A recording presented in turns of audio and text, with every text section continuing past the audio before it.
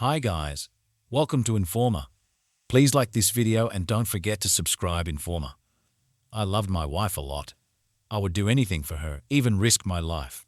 But it hurt me to see her with another man, laughing and touching him. So I started pretending to be a senior accountant at work to hide my real job from her and my friends. They thought I was just a regular office worker, which sometimes made them make fun of me. But they didn't know I actually worked for the FBI in a dangerous role.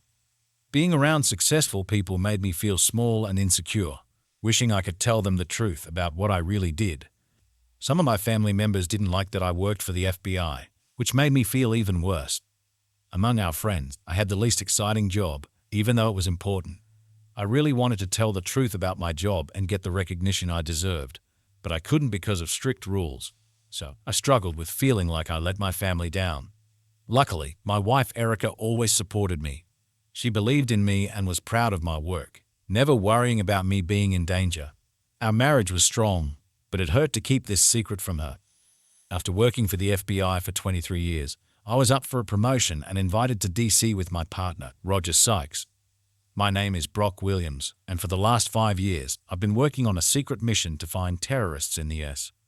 With several successful missions under my belt, I was being considered for a significant role that would likely be my final assignment before retirement in 7 years. As previously mentioned, the nature of my work demanded absolute secrecy. With even my closest friends and family unaware of the dangers I faced, I couldn't divulge much to Erica as my position required top secret clearance and strict confidentiality. Despite the challenges, I managed to compartmentalize my professional life and maintain a facade of normalcy as a husband. My guise as an FBI accountant provided cover for my travels and duties.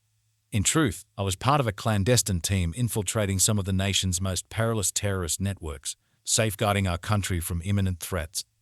Throughout the years, a number of my team members faced injuries and even fatalities on duty. Yet these incidents never breached the boundary into my personal life with Erica. Given my frequent travels, this particular trip wasn't unexpected for her. I told my wife Erica that I had to go to the DC office for 2 nights. At 4 p.m., my partner Roger came to pick me up from our house, and Erica gave me a loving kiss goodbye. Our story is about Erica, our kids, and our 25 years together as spouses. Erica and I met in college and were always together after that. People saw us as perfect for each other. We got married soon after college and had a great marriage for 25 years. We had 2 amazing kids who are now in college themselves, and we were looking forward to my retirement in 5 years. Erica never made me feel jealous or unsure about her love. On the other hand, Erica seemed proud of my job at the FBI. She always admired me in front of our family and friends. While I worked for the FBI, Erica did well as an office manager for a company that worked with the government. She had a high-level security clearance because of the important work they did.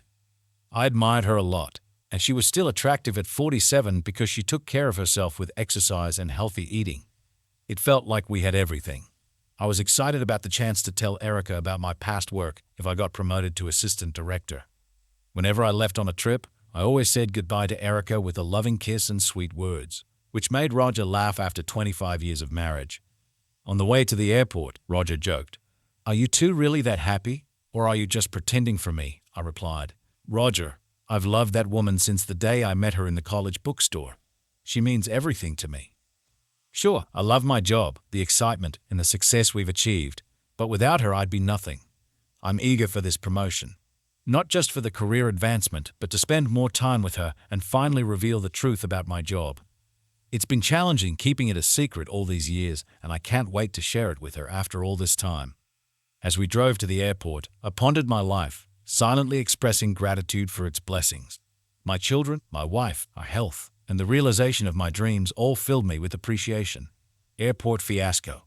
Upon arriving at the gate, we encountered a 1-hour delay, during which we occupied ourselves with work on our laptops in the airport lounge. However, 1 hour stretched into 2, culminating in the cancellation of our flight due to mechanical issues with the aircraft.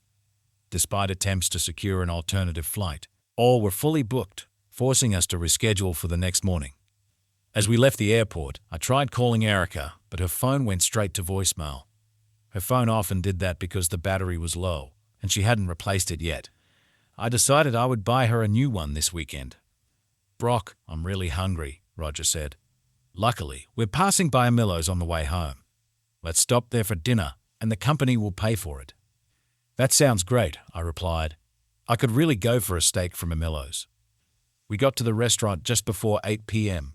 and ordered drinks. We talked about the flight delay and left messages for our contact about the cancellation. They rearranged our plans and booked a hotel for us. I was on my second vodka martini when Roger laughed and said, "Brock, there's someone who looks just like Erica coming into the restaurant." "What do you mean?" I asked. "Don't turn around yet, but this woman looks exactly like your wife. If I didn't know better, I'd think it was her. She's sitting 6 tables directly behind you. Have a look and tell me I'm imagining things." I turned slowly and spotted the woman he mentioned. He was almost correct. She wasn't a doppelganger. She was Erica. My wife, Erica, was seated with a man I didn't recognize. "Roger, that's not her look-alike. That's my wife. Damn, this isn't good.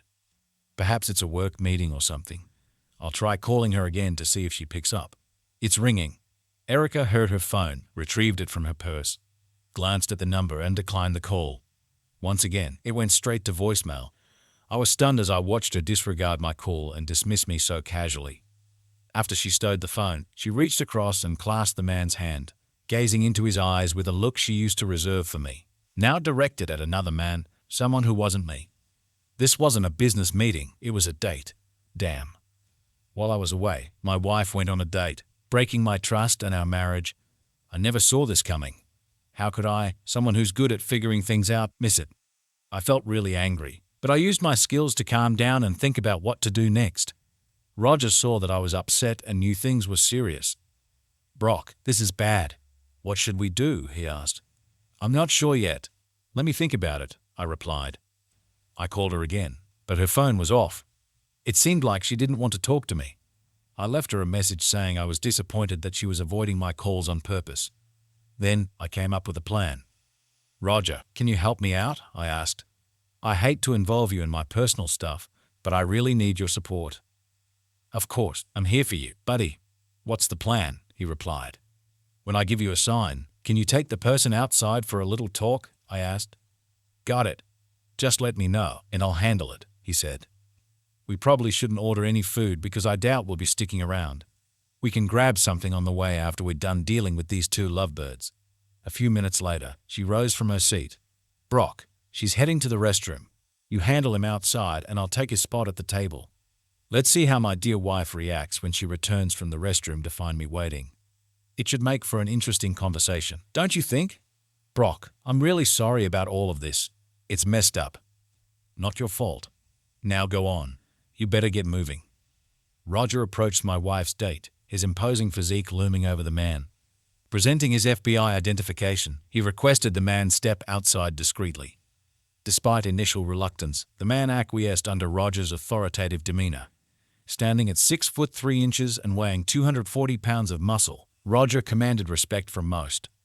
Once outside, he activated his voice recorder, questioning the man against their car. "What's your name?" "Clark Williams." "Clark, did you know you're on a date with my partner's wife? He's inside with Erica. I didn't know he was FBI. I thought he was an accountant. But you knew she was married?" "Yes, but she said it was okay." "Do you usually date married women?" "No, but we're close friends at work." "Does she work under you?" "Yes." "Are you married yourself?" "Yes." "Does your spouse know about tonight's date?" "No, and it has to stay that way. It would break her heart and ruin my life." "Do you realize the mess you've caused? Why should I care about you or your family after ruining my partner's marriage?" "Please, don't tell my wife. I have 3 young kids, and I don't want to destroy my marriage.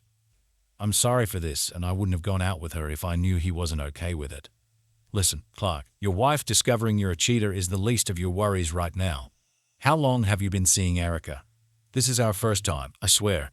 "Don't lie to me. Clark, have you slept with her yet?" "No, I swear. This is our first date." "Were you planning to sleep with her tonight?" "Well, I didn't have plans, but I was hoping she'd invite me back to her place."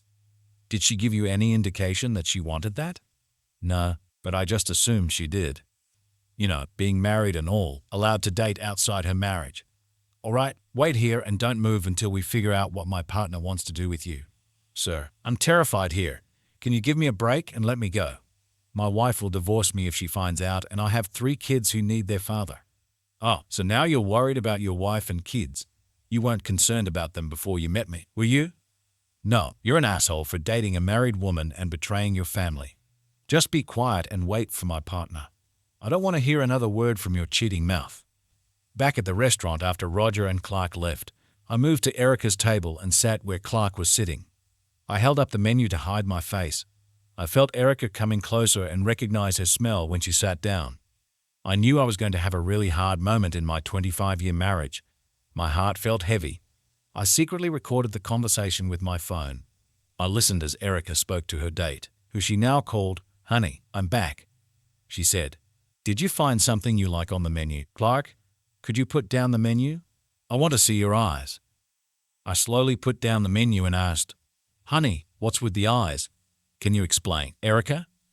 Her expression twisted in shock upon seeing me across from her, and then she collapsed in her chair with an incomprehensible sound, like a wounded animal. The realization that it was me caused her to faint. I remained seated, observing my soon-to-be ex-wife, trying to contain my rage. After a few moments, a woman from the nearby table, coincidentally a nurse, hurried to her side, grabbing a napkin and saturating it with ice water. She gently applied the chilled napkin to her face, and soon after, Erica regained consciousness. Despite my gratitude, the nurse shot me a disapproving glare. I remained silent, my expression dark and hollow as I observed Erica, who trembled visibly while I sat across from her, wordless. She remained in a state of shock, her confusion evident. Her spirit shattered as tears streamed down her cheeks. With a quivering voice, she looked up at me and uttered, "I'm sorry." For what felt like an eternity, neither of us spoke. She wept, and I struggled to contain my anger. Finally, I broke the silence with a single question, spoken in a tone she had never heard from me before. "Why?" Her composure crumbled once more, and she buried her face in her hands as the other diners watched the emotional exchange unfold. The restaurant manager intervened, only calming down when I presented my identification and explained that my wife was overwhelmed by a surprise. With that settled, I redirected all my attention to my beloved wife. "Erica, at this moment, your partner is outside being questioned by Roger, and soon I'll be filled in on everything. You should tell me the truth before Roger does. I want to know what really happened, so don't try to lie to me. I'll find out everything soon. Why did you do this? How long have you been cheating? He's not my partner, and I've never cheated before. I just wanted to hang out with Clark. We're co-workers who became friends. It was our first time going out alone. Why didn't you just say you wanted to end our marriage? I cared for you and wouldn't have held you back. But instead, you did the worst possible thing. You concealed it from me, cheated behind my back, and embarrassed me in front of my colleague.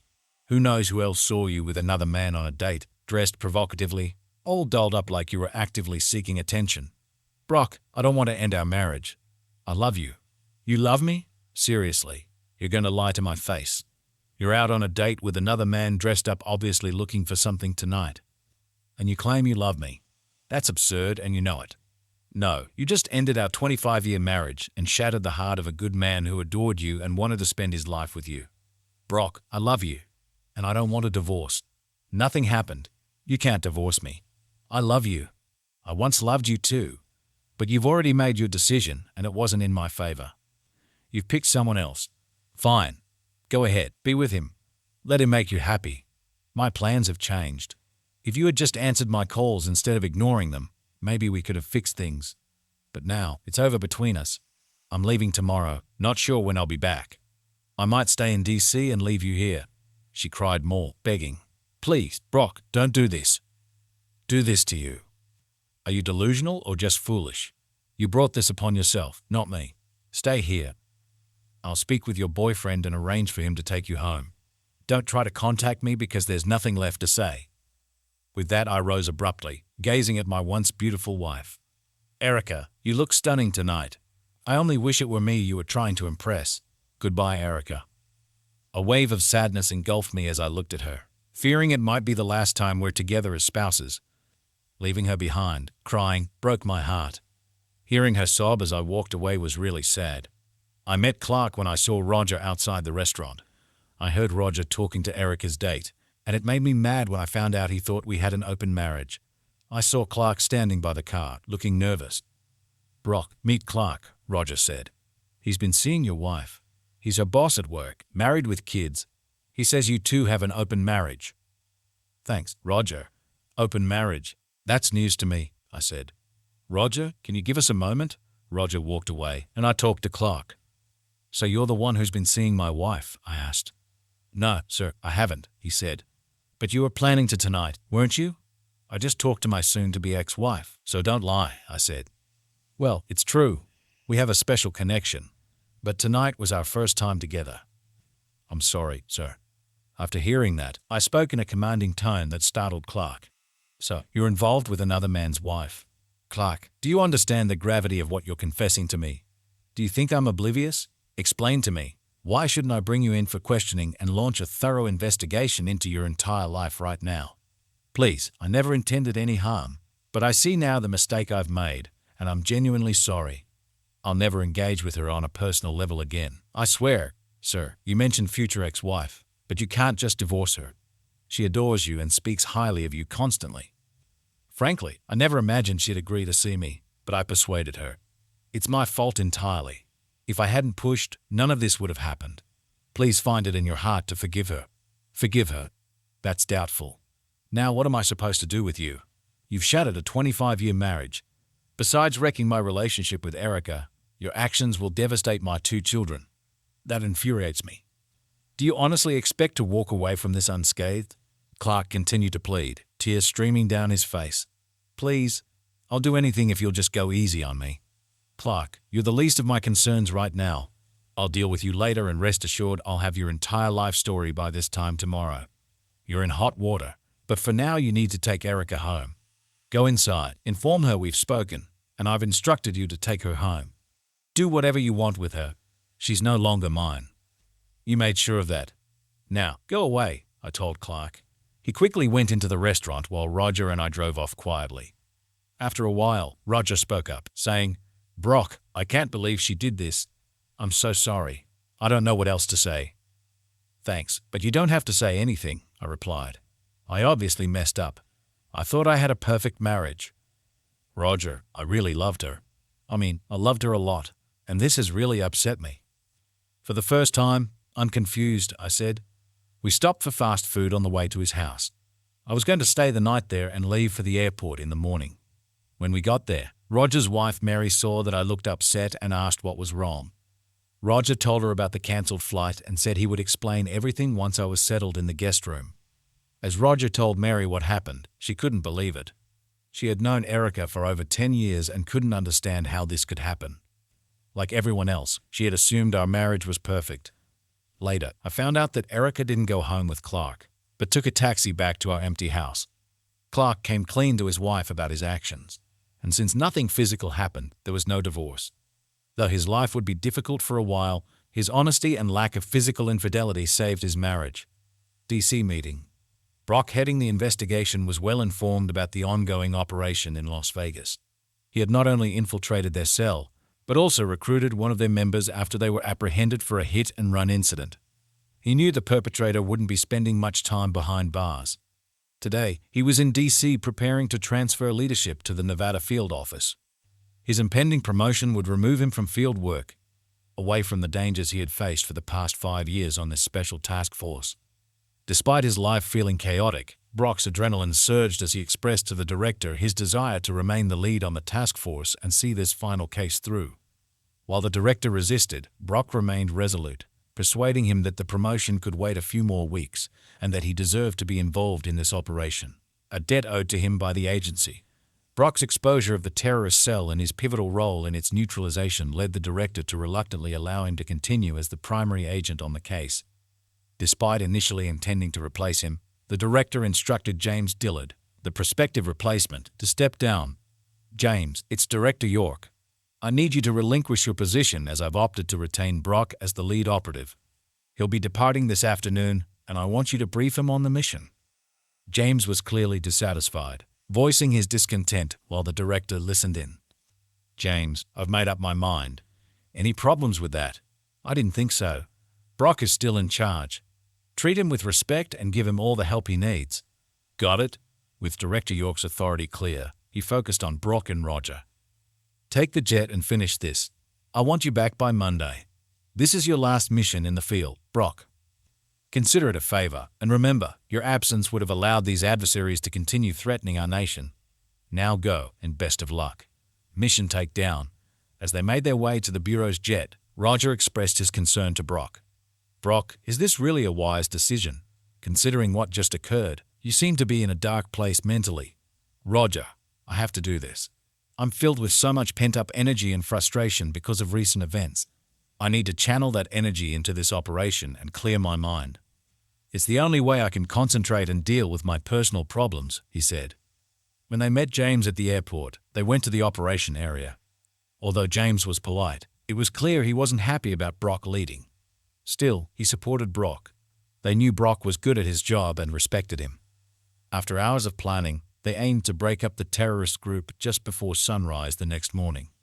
At 5:15 a.m., the next day, several blacked-out cars quietly parked around the corner from the target house. A team of 6 men dressed in tactical gear moved towards the targeted property from a nearby house. Typically, the team leader would position themselves toward the rear of the group as they breached the door and entered the suspect's residence. However, on this particular occasion, Brock deviated from protocol and took the lead, charging into the unknown, despite James's vocal objections. Unwavering, Brock remained focused on eliminating the threat and dismantling the terrorist cell, disregarding all dissenting voices around him. Driven by a rush of adrenaline and a powerful mix of anger, pain, and frustration, Brock stormed into the residence. Screams rang out amid the chaos, accompanied by the sharp crack of gunfire. However, amid the commotion, Brock's authoritative voice rang out, urgently ordering the team to evacuate the premises. His command was triggered by the frightening realization that one of the criminals was wearing a vest and his hand was dangerously close to the trigger mechanism. Bob was trapped between the entrance to the kitchen and the immediate danger posed by the criminal. He once again relayed instructions through the microphone in his earpiece, ordering everyone to leave the building immediately. Engaged in a tense standoff with the Middle Eastern individual, he endeavored to de-escalate the volatile situation and prevent a disastrous explosion. As tension mounted, Brock quickly recognized the figure before him as Ahmed Mosul, a notorious terrorist on the FBI's most wanted list. All agents successfully evacuated the premises along with 4 apprehended terrorists. Now, it was just Brock and Ahmed facing each other. They stood motionless, locking eyes. Brock knew Ahmed was about to trigger the bomb but desperately tried to dissuade him. Then, a door in the kitchen creaked open and a confused 5-year-old girl emerged, witnessing the tense scene. Ahmed, don't do this. Think about your daughter. Let her go. Please, Brock pleaded. But Ahmed stayed firm and pushed the button. Brock prepared for the explosion, but nothing happened. Despite Ahmed trying to set off the bomb, it didn't work. Seeing an opportunity, Brock quickly aimed his gun and shot Ahmed twice in the head, killing him. As Ahmed fell to the ground, Brock grabbed the young girl and ran out of the house. Brock ran with the girl about 15 feet away from the house just before the explosion happened. The explosion set off other bombs in the house, making a big blast that knocked Brock unconscious under the rubble. But the girl was safe because Brock shielded her from the worst of the blast. Brock's quick thinking saved 6 FBI agents, including his partner and the girl. The blast threw Brock more than 20 feet into the street, and he survived, but he got badly hurt, with bad burns. The bomb and other explosives finally went off because of the trigger. Brock was in critical condition, so medics took him to a top military hospital with a special burn unit. When he got back to Walter Reed in D.C., Erica stayed by his side day and night, looking after him. Despite her earlier betrayal, she was hailed as the wife of a hero, with no mention of her past actions. Desperate for answers about the accident, she repeatedly questioned those around her, including Roger, but to no avail. After enduring a week of silence, she pleaded with the director to divulge the truth. Please, I need to know what happened. I can't bear this uncertainty any longer. Come with me, Erica. Leading her to a secluded office, he motioned for her to sit. Erica, what I'm about to disclose is strictly confidential. I understand you hold a top-secret clearance, and this information falls under that classification. Your husband has been a key operative in a covert anti-terrorist unit for the past 5 years. That can't be true. He's an accountant at the field office. Yes, that's his fake job. But he's our best asset. He's taken down many terrorist groups across the country. Erica, your husband is a real hero. But because of his secret work, he can't be recognized publicly for what he does. Erica sat there, shocked. She realized that every time her husband left home, he faced danger she didn't know about, but she never worried. He wasn't just a hero to the country, he was her hero too. The director stayed quiet, letting her understand what he said. Tears streamed down her face as she processed everything. Erica, Brock was offered a promotion to assistant director with a clear path to eventually take my position. Instead, he chose to stay on the operation he initiated, delaying the promotion until his return. However, what we've discovered is that he violated regulations on this operation, taking the lead in a manner akin to an inexperienced or reckless individual. Her shock was palpable as she gazed at the director, mouth agape. Director York, do you think you wanted to go to another world? Erica, Roger, inform me about your marital troubles following the incident. He failed to inform me of Brock's state of mind, a breach of protocol that would have prevented him from being deployed after such an emotional upheaval. It's possible that discovering your infidelity triggered a chain of events leading to this tragic outcome. We're praying for his recovery. The other agents sustained minor injuries and will require a few weeks to recuperate, but we're hopeful Brock will emerge from his coma soon. Oh God, this is all my fault. I can't believe I've done this to him. It was meant to be a one-time thing. I'm sorry for all of this. Erica, we're all fallible as humans and prone to errors. It was crucial for you to learn the truth about your husband and his significance to the agency. Please don't hesitate to reach out if you need anything during your stay. With those words, he departed, leaving her alone amidst her tears. Sitting there, she couldn't help but dwell on her own remorse and foolishness. She sat alone in the room, her head in her hands. Brock, I'm really sorry. You're the only man I've ever loved. What I did was really bad and only for myself. Clark has always been nice to me, and when he asked me out, I said yes. I knew it was wrong, but I couldn't stop myself. Please forgive me. I don't want anyone else. Please come back to me. It's all my fault. Her words dissolved into sobs until a passing nurse noticed her distress. Recognizing her, the nurse guided her to an unoccupied bed, administered tranquilizers, and allowed her to rest. 24 hours later, she emerged from her deep slumber, disoriented at first. But then the conversation with the director flooded back and tears welled up again. Sensing her distress, the nearby nurse inquired if she was all right, and then relayed the news that Brock had regained consciousness a few hours prior. With renewed hope, she leaped out of bed and dashed to her husband's room. Standing in the doorway, she overheard Roger conversing with Brock, who was now awake. Brock, what in the world was that all about? Why did you charge in like that? Were you trying to get yourself killed? Brock averted his gaze. Oh my God, is that why you wanted to lead this operation? Were you looking for an escape route? Brock, so many people care about you, and that would be a cowardly way out. I know it hurts, but that's not an excuse. Roger, you're my closest friend and partner, but you don't understand this. I can't be here anymore. My life is meaningless. I can't live without Erica, and she doesn't need me anymore. Call me a coward or whatever you want, but we broke up and I can't go on without her. These words broke her heart. Tears welled up in her eyes as she pushed past Roger and rushed to her husband, who lay stunned by the unfolding scene. Seeing this, Roger quietly left the room to give them a chance to be alone. Darling, I miss you. I love you, and I can't bear the thought of losing you. Please forgive your stupid wife and come back to me. I know all about the accident and what you did. It was so reckless. Promise me you won't do this again, she pleaded. The director told me everything. I can't believe you've been dealing with your job all by yourself for so long. It must have been really hard. You're amazing, and you're mine. Can you hear me? You won't leave me, she said, holding him tightly. He felt her warmth, but the pain of her betrayal made tears come to his eyes. Seeing him upset, she felt sorry and wished she could take back what she did. I won't ever leave you. I love you so much and we'll always be together. I'm sorry. I made a big mistake, and I hope you can forgive me. Do you still love me? Brock didn't say anything. He felt so many different feelings. She had been the only person he loved, but she was with someone else now. Even though he didn't understand why she did it, for now, he chose to accept her apology and try to ease the pain in his heart.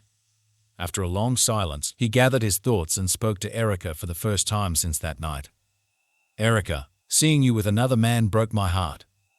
I loved you with all my being, foolishly believing you reciprocated. I should have realized your discontent, understood that I wasn't enough for you. In that moment, life lost its meaning without you, and I almost welcomed death during the surgery. But it seems fate has other plans for me. Now I'm at a loss, unsure of what to do. For the first time ever, I feel uncertain about everything. I've been consumed by the thought that my life has been a facade. Questions flood my mind. Have you been with others? How long have you been unhappy? I just want peace, for this ache in my heart to vanish. I wish I could disappear. Erica, without you, life feels meaningless. Brock, please don't say that. I love you and I'm here for you, I promise. There's no one else. I made a terrible mistake, that's all it was. I don't want him. You have to believe me. When you dropped the menu that night and I saw your face, my entire life flashed before my eyes. In that moment, I understood everything and I felt scared. I wished I could disappear so I could understand how you feel. But you have to believe me. I've only ever been with you. That night didn't mean anything to me. It was just a quick moment, I promise. Erica, I saw how you looked at him and held his hand. I saw the love in your eyes. Then I realized you didn't answer my calls and forgot about me. You lied to me and met with him when I wasn't there. How many times has this happened? How many other men? Can you grasp what I'm thinking now? I'm thinking I married a deceitful, unfaithful woman who betrays me when I'm not around. Oh my God, no, it never happened before. You have to believe me. In a subdued tone. Why should I trust you? You're dishonest. How can I trust someone who's dishonest?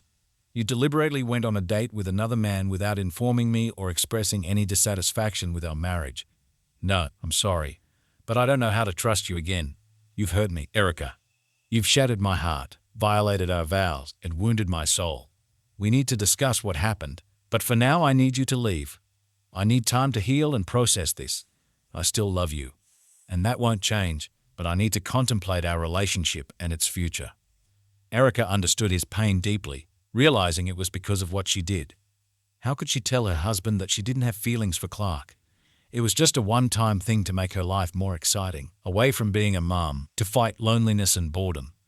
It was supposed to be a simple night out, dressed up, a nice dinner, maybe some affection, but nothing more. She didn't want this, but she was responsible. Would he ever understand? Could she win him back? Nurses had to come to calm Brock down. They took her back to her hospital bed, saying Brock needed peace and quiet, and her being there was upsetting him. Tears ran down her face as she thought about her talk with her husband. She felt lost without him, but she knew he was right.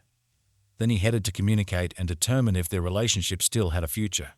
She wasn't sure if he could ever forgive her, but she was prepared to do whatever it took to mend their relationship. The arrival of the children.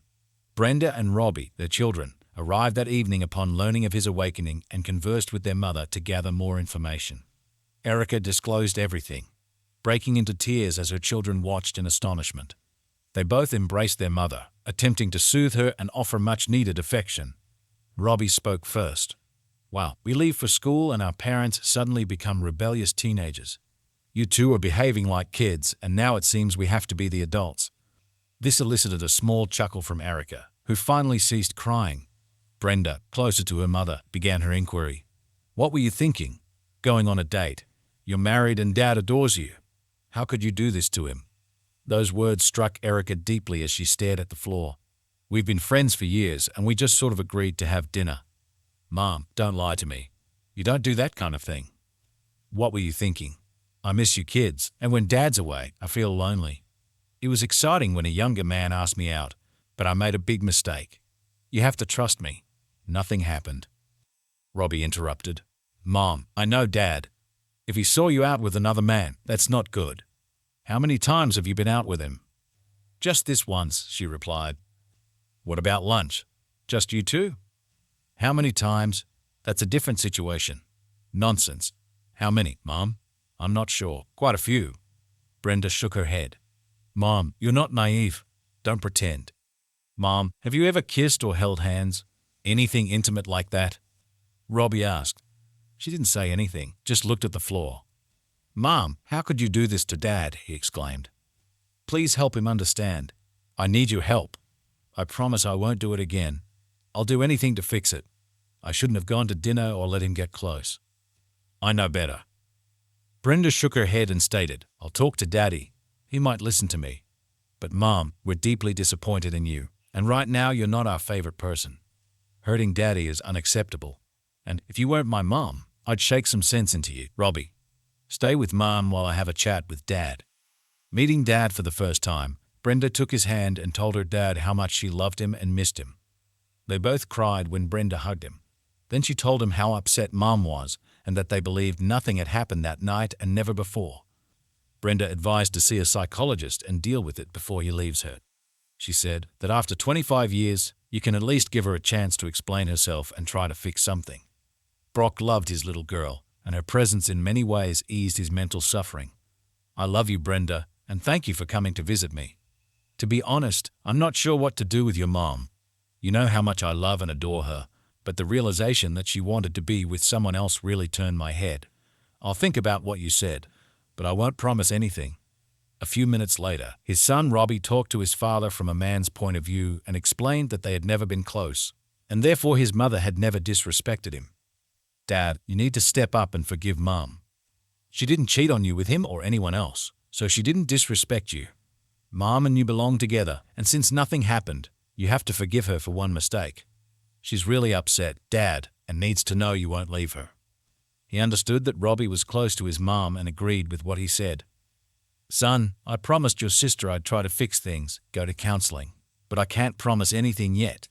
And, son, when I'm feeling better, we need to talk about what respect and marriage mean. Okay, Dad, I understand, but remember what I said. Mom never cheated on you. You're still her only love, so don't give up on her without a fight. Brock was proud of his children and their efforts to ease his pain. 2 weeks later, Brock was discharged, rented a townhome, and would be undergoing rehabilitation at Walter Reed Medical Center for another 2 months. Korsireka, Tamir. 1 year later, Brock had ascended to the role of assistant director and was now residing permanently in D.C. Erica had returned home, endeavoring to sell the house they had called home for a quarter of a century. During the 6 months they spent apart, Brock in D.C. and Erica back home, they engaged in 6 months of marriage counseling via Zoom conference calls, which appeared to be yielding progress as they aimed for reconciliation despite encountering some rough patches. Despite Brock's ongoing struggle with personal demons, there was still a lack of intimacy. However, during Brenda's graduation when they reunited as a family, things began to feel more normal as they reflected on their shared life. That night at the hotel, they made love for the first time since the bad night. Erica showed how much she missed him with kisses, hugs, and happy tears. She promised to be the best wife ever. 2 months later, they got rid of Erica's things, and she moved into Brock's fancy house in D.C. He got it for his new job. It was a chance to forget the past and start over with the woman he loved most. 3 years later, Brock became the head of the FBI and got lots of awards, like the FBI Medal of Valor. His friends and family were surprised because they didn't know what he really did at the FBI. They realized there was more to Brock than they thought. Their life together got even better. They spent all their free time together, and Brock traveled less so his wife wouldn't feel lonely. After the first year, Erica stopped saying sorry for her mistakes.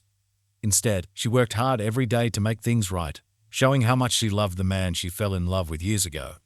Every night, she thanked God and made sure Brock knew how much she loved and appreciated him in every way.